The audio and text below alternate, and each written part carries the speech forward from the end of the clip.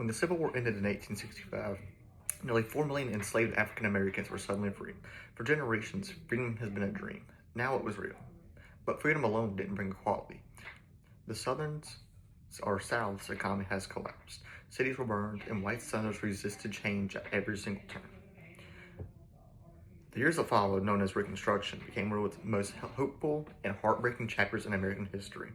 The government tried to rebuild the South and give freedom a fair start. But progress came with powerful resistance. The problems that free Black Americans faced were overwhelming. Economically, most had nothing but clothes on their backs. Land meant independence, but former slaves rarely got any. Many believed they received 40 acres and a mule, but their promise had been quickly broken. With no land or tools, most were forced to work on their former masters as sharecroppers, getting a large portion of their harvest as rent. On paper, it looks like a fair deal, but in reality, unfair contracts and debt traps kept families tied to plantations for generations. Violence soon became another tool of control. The Ku Klux Klan and white supremacist groups emerged to terrorize Black citizens. They burned schools, destroyed property, and killed thousands in acts of racial terror. The goal was simple: to restore white dominance through fear. Politically, new barriers replaced old ones, even after the 15th Amendment granted voting rights to Black men. States created poll taxes, literary tests, and so-called grandfather clauses to keep them from voting. And socially, there was the fight for education and dignity. Under slavery, learning to read was illegal, yet freedmen still built schools almost overnight. They saw literacy not just as knowledge, but as a true freedom. The federal government knew these problems couldn't fix themselves. In 1865, Congress created the Freedmen's Bureau, a federal agency designed to help newly freed people adjust to life after slavery.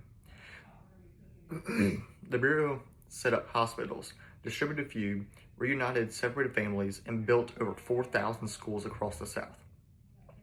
It also offered legal assistance, one of the first examples of government social services in U.S. history. At the time, Congress passed the Reconstruction Amendments, the 13th Amendment, which abolished slavery, the 14th Amendment, which granted citizenship and equal protection under the law, and the 15th Amendment gave Black men the right to vote. For just a few years, this transformed the South. Black men voted in large numbers, served on juries, and even held political office. Figures like Hiram Revels and Blanc King Bruce served in the U.S. Senate, something that wouldn't happen again for nearly another century. Congress also passed laws like the Civil Rights Act of 1866 and the Enforcement Acts to punish those who used violence or intimidation to suppress votes.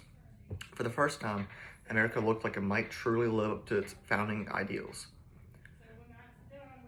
But this progress came under constant attack. The Freedmen's Bureau was underfunded and faced fierce opposition from white Southerners, and even some Northerners who thought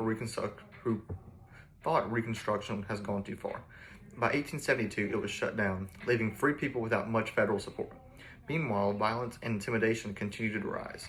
While federal troops withdrew in 1877 as part of the political compromise, Reconstruction officially ended. Southern states quickly passed Jim Crow laws enforcing racial segregation in schools, transportation, and public life. Black voters were pushed out of politics, and the South entered a nearly century of legalized discrimination. Still not all was lost. The 13th, 14th, and 15th Amendments remained part of the Constitution, silent but powerful promises that future generations would use to fight back. Education also left a lasting mark. Literacy rates among African Americans rose dramatically, and the schools founding during Reconstruction would later produce the leaders of civil rights movements. The Reconstruction era was a story progress cut short, a glimpse of what could be, and a reminder of how fragile freedom can be. Freed Black Americans faced poverty, violence, and injustice, yet they still built schools, churches, and communities that still stand today. The government efforts weren't perfect. Many failed, but they planted the seeds of future generations to keep pushing for equality. Reconstruction showed that freedom is more of an absence of chains. It's the presence of our opportunity, protection, and dignity.